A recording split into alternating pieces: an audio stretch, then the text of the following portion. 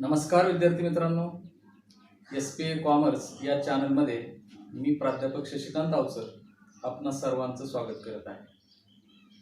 Video सिरीजमध्ये आपण book keeping and accountancy, चिटणीसाची कार्यपद्धती आणि सहकार या विषयाचे व्हिडिओ माझ्या चॅनलद्वारे पाहत आहात. बऱ्याच विद्यार्थ्यांच्या मागणीनुसार बुक कीपिंग अँड अकाउंटन्सी या विषयातील फायनल अकाउंटमध्ये असणारे 3 स्पेसिमन, पहिला ट्रेडिंगचा, दुसरा प्रॉफिट अँड लॉसचा आणि तिसरा बॅलन्स शीटचा याच्याविषयी माहिती सांगा असे मागणी बऱ्याच विद्यार्थ्यांकडून आली. त्यानुसार आजचा हा व्हिडिओ आपण specimen of trading account, profit and loss account आणि बॅलन्स शीट इयत्ता 12वी book keeping and accountancy final account of partnership firm याच्यामध्ये शिकणार आहोत. तर सुरुवातीला आपल्याला ट्रेडिंग अकाउंट पाहायचे. ट्रेडिंग अकाउंट म्हणजे व्यापारी खातं, असं खातं की ज्याच्यामध्ये सर्वसाधारणपणे व्यापारासंबंधीच्या असणाऱ्या नोंदी असतात. त्याच्यामध्ये येणारे सर्व आयटम आपण व्यवस्थितपणे समजून घेणार आहोत. Number 1, opening stock. गेल्या वर्षीचा क्लोजिंग स्टॉक संस्थेचा राहिलेला पुढील वर्षी ओपनिंग स्टॉक म्हणून ट्रेडिंग अकाउंटच्या डेबिट साईडला आपल्याला घ्यावा लागतो. त्यानंतर second item purchases. To purchases म्हणजे त्या वर्षामध्ये केलेली एकूण खरेदी, मग ती रोखीच्या स्वरूपातली असेल आणि उधारीच्या स्वरूपातली असेल. अर्थात ही परचेसेसची फिगर गेल्या वर्षी इयत्ता 11वी मध्ये आपण सबसिडरी बुक शिकलो, त्याच्यामध्ये असणारं परचेस बुक त्याच्यावरून आणि रोखीची खरेदी कॅश बुक वरून आपण या ठिकाणी घेत असतो. त्यानंतर या परचेसेसला रिटर्न लिहितो आपण, परचेस रिटर्न अथवा रिटर्न आउटवर्ड. जर काही रकमेचा माल काही कारणानं आपण खरेदी केल्यानंतर ज्याच्याकडून खरेदी केला होता त्याला परत दिला, तर अशा वेळी आपण त्याची नोंद त्या खरेदीतून वजा करत असतो. म्हणून परचेसेसच्या खाली परचेस रिटर्न अथवा रिटर्न आउटवर्डची फिगर घ्यावी लागते. त्यानंतर कॅरेज इनवर्ड. कॅरेज इनवर्ड म्हणजे माल खरेदी करताना आणि माल खरेदी केल्यानंतर तो दुकानापर्यंत आणण्यासाठीचा खर्च, तो कॅरेज इनवर्ड. त्यानंतर फ्रेट असं म्हटलंय, माल वाहतुकीसाठी द्यावे लागणारे भाडे, फ्रेट म्हणून. नंतरचा आयटम आहे डॉक चार्जेस. गोदीमध्ये भरावं लागणारं शुल्क अथवा बंदरामध्ये भरावं लागणारं शुल्क. त्यानंतर कस्टम ड्युटी असं म्हटलंय. Custom duty is a tax, मराठीमध्ये त्याला सीमांत शुल्क असं म्हणतात. त्यानंतर वेजेस प्रोडक्टिव्ह, उत्पादक मजुरी अथवा उत्पादक वेतन.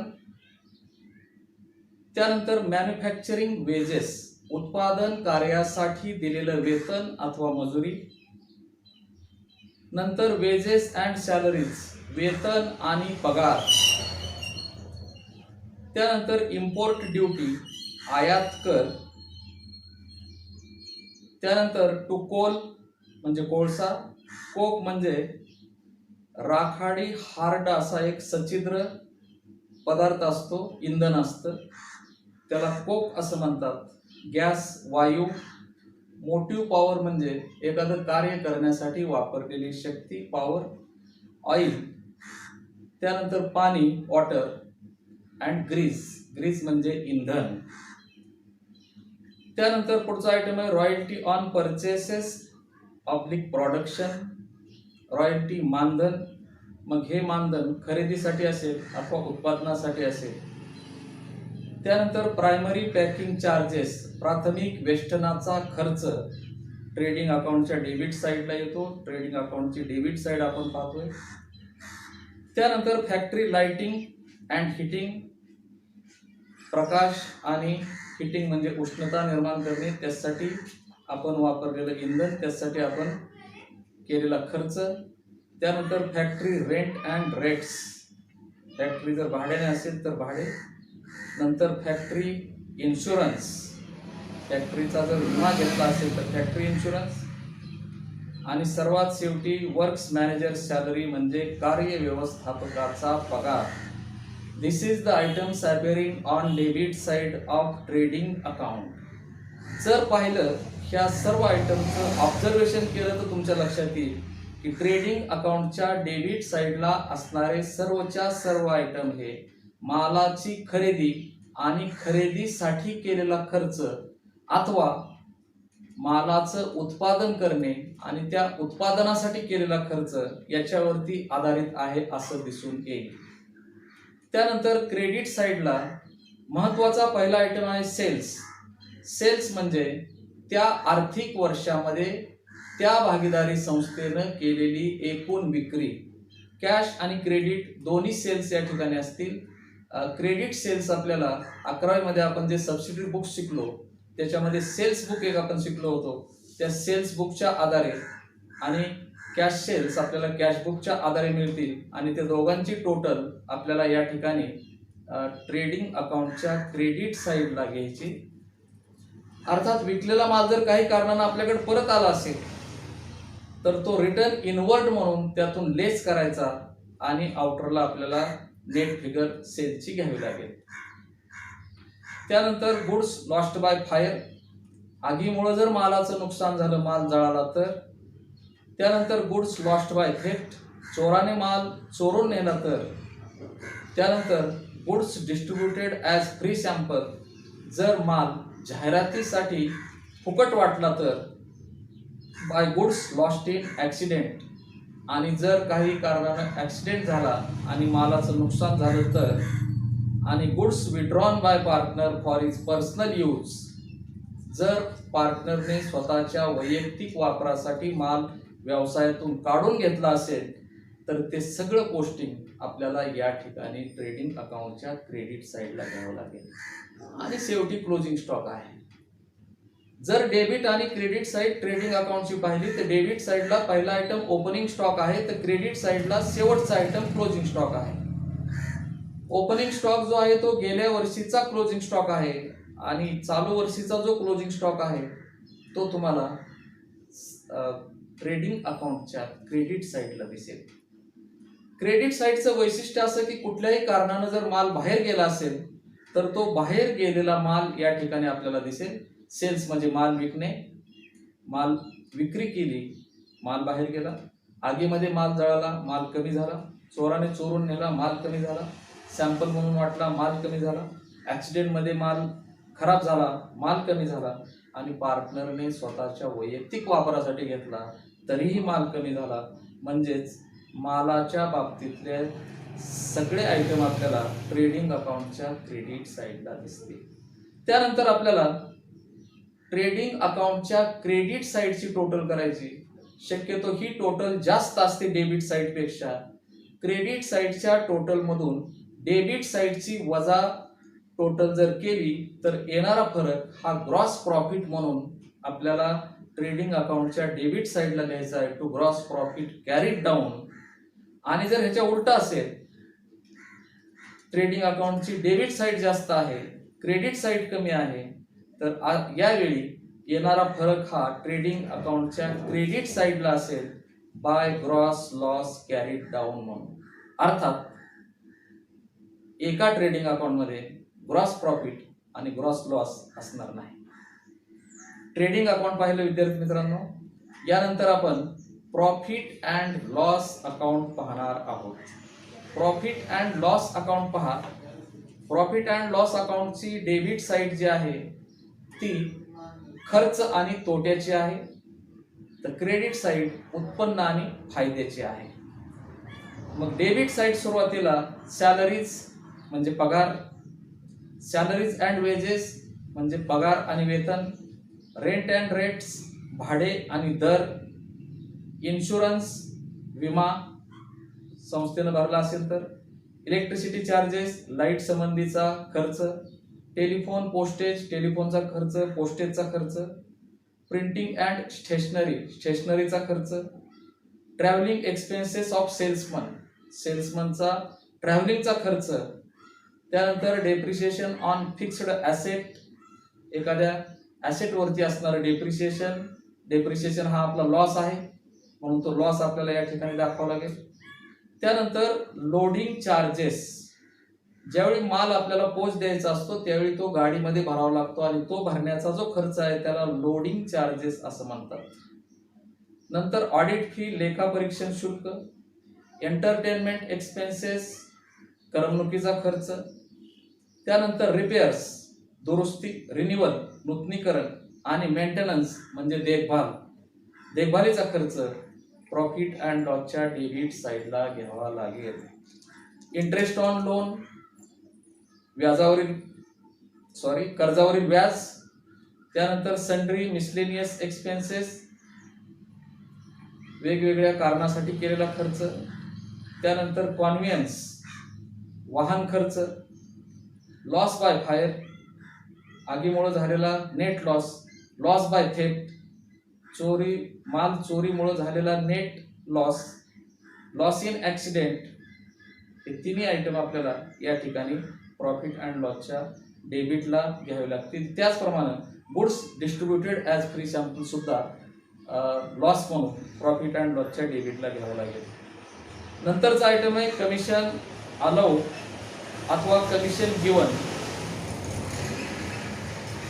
कमिशन दिलं, डिस्काउंट अलाउ, डिस्काउंट दिला, अलाउन्सेस भत्ते दिले, ॲडव्हर्टाइजमेंट जाहिरातीचा खर्च, कॅरेज आउटवर्ड ज्यावेळी आपण मालाची विक्री करतो त्यावेळी जो मालाच्या विक्रीसाठी खर्च येतो तो कॅरेज आउटवर्ड म्हणून आपल्याला घ्यावा लागतो. त्यानंतर सेल्स चार्जेस, विक्रीचे शुल्क, विक्री शुल्क, त्यानंतर बॅड डेप्ट्स, त्यानंतर एक्सपोर्ट ड्युटी, निर्यात शुल्क, टॅक्सेस, कर, जनरल एक्सपेन्सेस, सर्वसाधारण खर्च, ट्रेड एक्सपेन्सेस, व्यापारी खर्च, लीगल चार्जेस, कायदेविषयक खर्च, प्रोफेशनल चार्जेस, व्यावसायिक चार्जेस, व्यावसायिक आकारणी, बँक चार्जेस, त्यानंतर सॉलिसिटर्स फीज म्हणजे एखाद्या वकिलाची fee, secondary packing charges, loss on sale of fixed asset.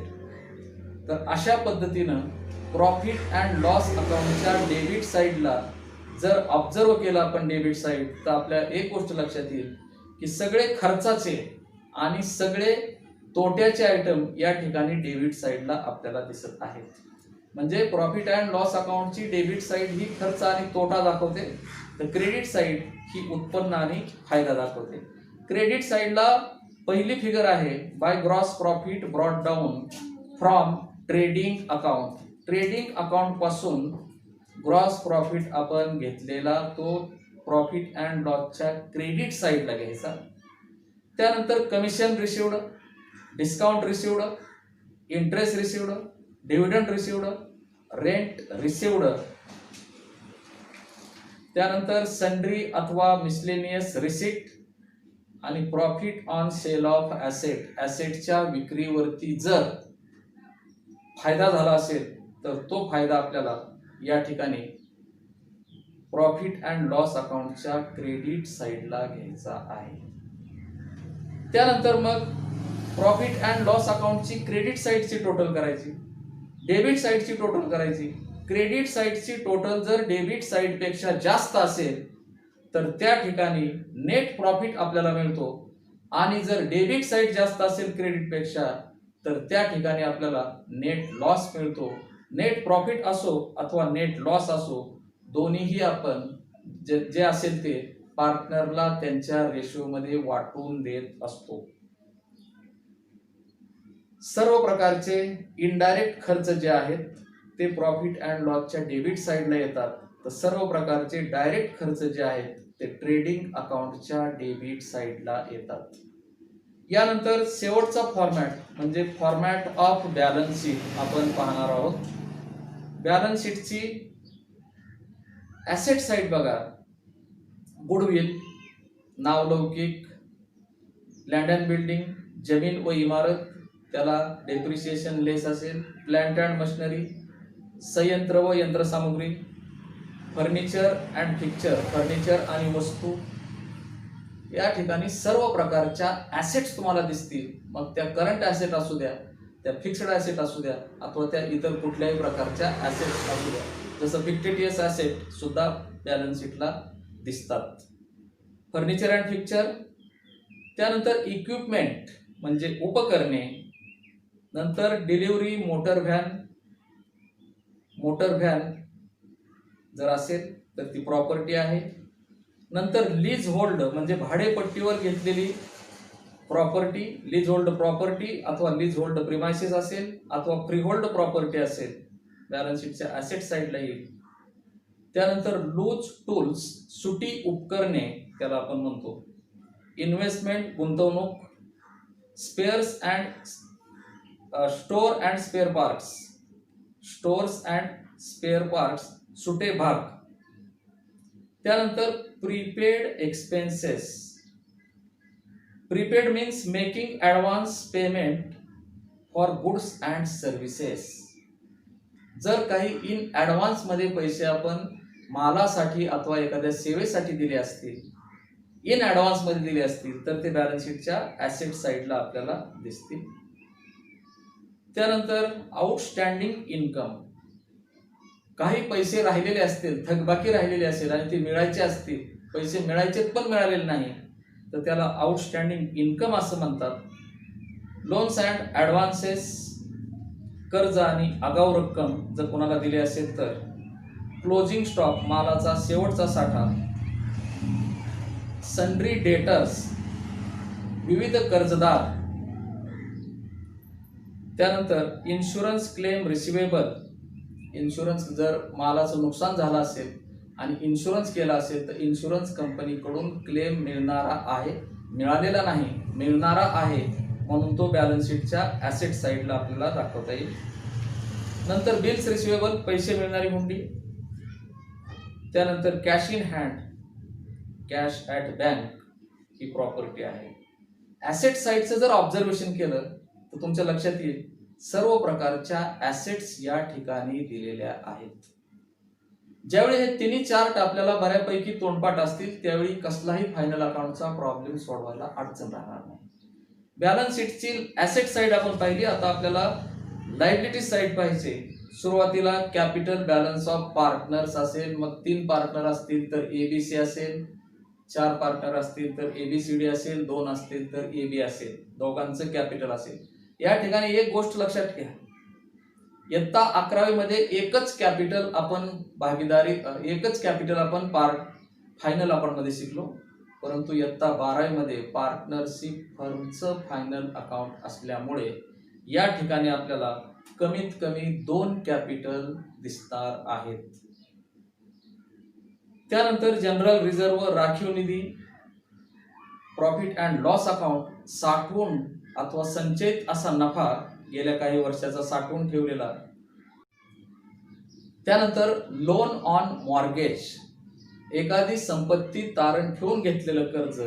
Bank loan, बँकेकडून घेतलेलं कर्ज. लोन फ्रॉम पार्टनर्स कडून घेतलेलं कर्ज. बिल्स पेबल, अशी हुंडी की ज्याच्याद्वारे आपण पैसे देणार आहोत त्याला बिल्स पेबल असं म्हणतात. त्यानंतर बँक ओव्हरड्राफ्ट, अधिविकर्ष सवलत की जी सवलत आपल्याला बँकेकडून मिळते. सन्ड्री क्रेडिटर्स, वेगवेगळ्या प्रकारचे धनको अथवा सावकार. त्यानंतर आउटस्टँडिंग एक्सपेन्सेस, खर्च द्यायचा आहे पण दिलेला नाही, आउटस्टँडिंग एक्सपेन्सेस. त्यानंतर इन्कम रिसिव्ड इन ॲडव्हान्स, जर काही उत्पन्न ॲडव्हान्स मध्ये मिळालं असेल तर. आणि प्रोव्हिजन फॉर टॅक्सेस. जर लायबिलिटी साईडचं ऑब्झर्वेशन केलं तर या ठिकाणी कॅपिटल, रिझर्व आणि प्रॉफिट अँड लॉस अकाउंटचा बॅलन्स पाहिल्यानंतर सर्व प्रकारचे आयटम हे खर्च देण्याच्या बाबतीतले आहेत.